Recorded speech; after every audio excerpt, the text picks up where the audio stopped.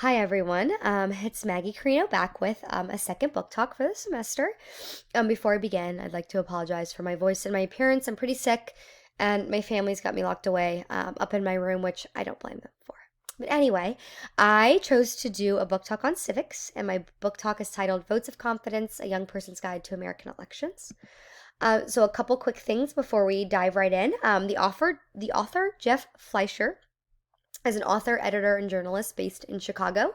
He holds a bachelor's degree in journalism and history from Indiana University. And the reason for writing this book, he states, civics education is becoming less common in schools, and its importance for teens, especially teens getting close to graduating, to know what's going on in American politics. Couldn't agree more with that statement. One of the reasons why I chose this book. It was published by Zest Books, a part of Lerner Publishing Group, and the book I chose was the second edition, which was published March 3rd, 2020. The first edition was published right before the 2016 election, which I just think is very interesting. The book is 243 pages in length. I got it from Amazon for $14.99. And this book covers all things politics and elections, from American government to campaign finance reform. And I plan to use this in the classroom as a companion to my textbook or to any other resource I'm using at the time. Why I chose Votes of Confidence. The content in the title caught my eye. I hold a political science degree, political science bachelor's, so I'm super passionate about these topics. I think as a social studies teacher, it's our duty to ensure that our students are getting a good civics education, even if it's not super important to the powers that be. We need to try our best to include civics in our education. Like I said, I'm passionate about a good civics education. I also will say, just as a side note, when I entered my degree as an undergrad in political science, I wish I would have had a good civics education. It would have been easier for me to enter into some of my classes. So that's just another reason why I think this civics is good for students to have. It's a good primer for politics and education, or politics and elections, and the reason I think it's a good primer is because it's written in a conversational text. It's easy to read. It's almost like Jeff is having a conversation with you as you read this, and I think that's going to be less intimidating for our students when they sit down to read a book like this. And it's clear and concise. It gets right to the point. It's only 243 pages in length with 6 chapters. It's an awesome book. I also want to point out over here that when he gets to a topic that he thinks is going to be tough for the students or for the reader to wrap their brains around, he pulls out like sections and has them kind of like off to the side. They're shaded in a different color. So just a couple, for example, he talks about the glitch in the system that happened with the 1800 election and how Burr and Hamilton had a duel.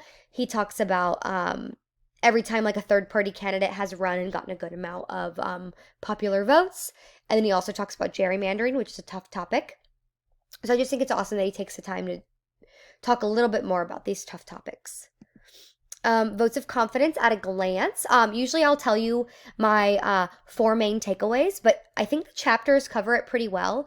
Chapter 1 is American Government 101. He just does a brief overview talking about when the settlers first got to Plymouth, and then goes into the Articles of Confederation, and then right into the Constitution, and then everything that's happened since then. Talks about how to make an amendment, it's just a super quick overview. Hopefully our students already have a pretty good knowledge of that. Just a review. Chapter 2 is how voting works. Here he goes into the Electoral College, which I think is awesome. He spends a lot of time on that. As someone who, I'm 26, I think a lot of my peers still don't know how the Electoral College works, so I think it's awesome that he spends a lot of time there. Chapter 3, he talks about the role of political parties in the U.S., conventions, the DNC, the RNC. He also talks about how the parties got their colors, which is something I didn't know. So back when the 24-hour news cycle started, when they would get in like live votes, news channels they just chose, oh, we'll make the Democratic states blue and we'll make the Republican states red, and it just kind of stuck, which I thought was cool. Chapter 4, he talks about voting with confidence. He talks about how it's important to be an educated voter. Really good content there. Chapter 5, he talks about polls, debates, money and ballot measures. So he goes into a little bit of campaign finance reform. He doesn't go too into the nitty gritty. Kind of stays on that conversational kind of language to make it easy for the reader to digest. He talks about the importance of debates and public I'm sorry, public opinion polls. And then chapter 6, he talks about more ways to get involved. So he says right off the bat, I know some of you reading this probably aren't of the voting age, but here's a laundry list of ways to get involved. And then he also talks about when you are of age, how to get registered. It's really, really, really awesome. My favorite quote from this book is from chapter 4, and it reads, once you've registered, congratulations. You're able to vote in the next election. You just need to decide which candidate or parties will get your support. Before you do that, you should educate yourself about the candidates, where they stand on the issues, and what they've accomplished in their careers already, and what specific plans they have for after they take office.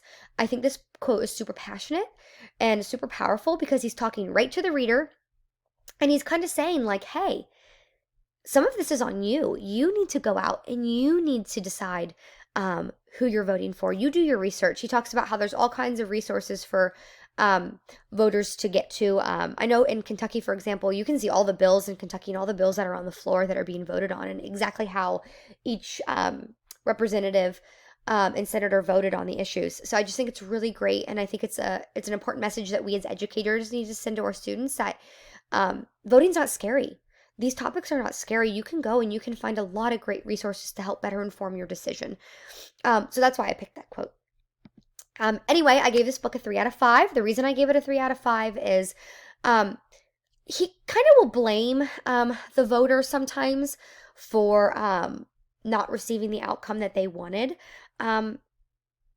As someone who has a little bit more knowledge on this, just from having a poli-sci degree, there's a lot of disenfranchisement that happens among voters. Access to voting is not great in the United States. We expect everyone to drop what they're doing on one day and try to make it to the polls, barring, commute times, how much time your work is going to give you off, barring any type of, if you can't get childcare. So I just think that is something he should have covered in the book. I'll make sure that I cover that when I speak to my students about this. And there are times in the book where you can definitely tell that he is one-sided. He definitely leans to the left, which is okay. But I think when resources like this are written for our students, it's good for them to be neutral, and it's good for us to tell our students that, or for us to be that neutral voice when talking to our students about these tough topics. I would never just give this to my students and say, hey, read it.